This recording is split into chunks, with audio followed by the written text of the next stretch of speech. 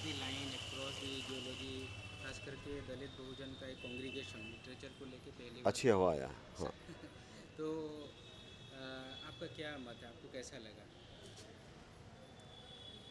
देखिए, indigenous voice के द्वारा ये जो आयोजन किया गया 2 दिन का, अम्बेडकरवादी साहित्य, संस्कृति और कला, ये चीज़, इन बातों को लेकर के उड़ीसा में जो पहला आयोजन हुआ है, ये बहुत ही महत्वपूर्ण है। अम्बेडकरवादी आंदोलन के लिए ये एक माइलस्टोन साबित होगा। कल और आज के 2 दिन में जो 8 सत्र हुए हैं, इन सत्रों में उन सारे विषयों को समाहित किया गया, उन सारे विषयों पर चर्चाएं हुई है जो आवश्यक थे।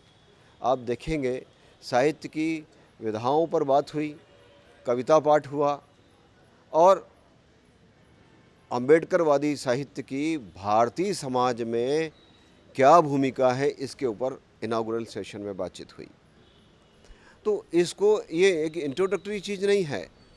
जो चीज़ें उड़ीसा में छुटपुट हो रही थी, अलग अलग जगह हो रही थी, इंडिजिनस वॉइस ने उनको एक मुकम्मल स्थान दिया और स्थान दे करके उन्हें एक सूत्र में पिरोया है। निश्चित रूप से आने वाले समय में दलित समाज के लिए यह जो आयोजन हुआ है, जब इसका डॉक्यूमेंटेशन होकर के उनके सामने जाएगा तो एक नया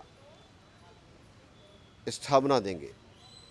बाबा साहब अम्बेडकर के विचारों को नीचे तक पहुंचाने के लिए, यानी लास्ट पर्सन जो हमारा खड़ा है वहां तक पहुंचाने के लिए ये आयोजन महत्वपूर्ण भूमिका निभाएगा।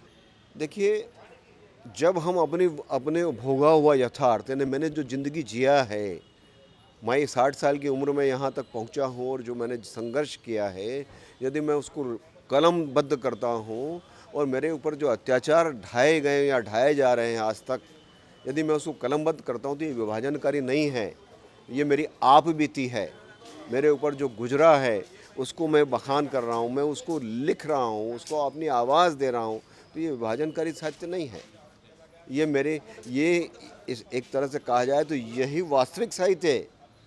वो जो ललित साहित्य लिखते हैं जिसमें कल्पनाओं का गोता लगाया जाता है, उससे हट करके मेरे जीवन का वास्तविक दस्तावेज है जिसे मैं देता हूँ, तो ये कहीं कहीं से भी विभाजनकारी साहित्य नहीं है। उड़ीसा में दलित साहित्य छितरा हुआ था, आज इंडिजिनस वॉइस ने उसे एक प्लेटफॉर्म दिया है।